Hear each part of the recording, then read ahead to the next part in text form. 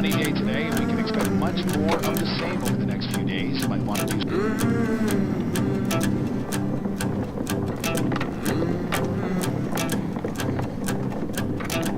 When I was a kid, it was always our job to clean the ducks.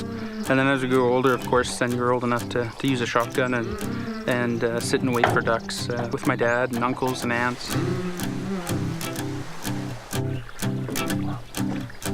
It's difficult to explain because you feel like you're in your correct place.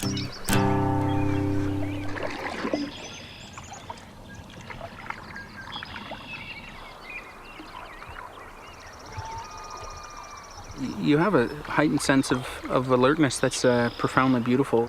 You hear the grass kind of rustling in the wind, or if things are moving around, the sounds, the smells, different times in the fall. A wet day smells different than a dry day.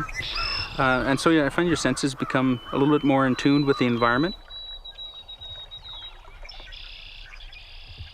I learned how to use the land and the water from my elders and the knowledge holders that taught me. So I think the traditional harvesting of food adds a kind of another layer or richness to life than kind of the easy collection of food, like at the supermarket or at fast food.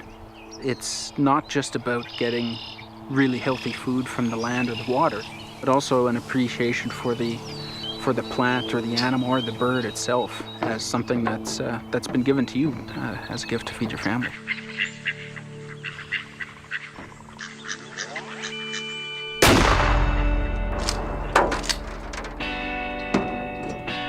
You can think of them as gifts that the land and the water provide. It's my culture, the way that I grew up, but that's just part of it. There's also the culture of our larger extended families coming together at certain times of the year to go fishing or hunting, but also to have larger gatherings where we just celebrate and enjoy each other's company.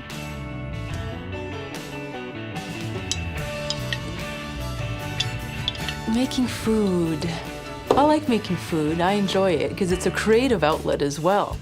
So I am going to be preparing a duck stew, loosely based out of the Métis cookbook here. I've got this lovely duck here from my cousin Brian. He shot the duck and I was able to take it back down to Southern Ontario with me.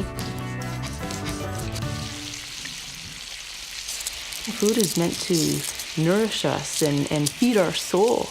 And it doesn't just affect us physically, but emotionally and mentally as well. It is a spiritual thing. And a lot of that processed fast food, that dead food that has no more spirit in it, it just leaves you feeling kind of empty, kind of sluggish. But when I eat food that's fresh from the lake or from the garden, you can almost kind of taste that dirt. It's awesome.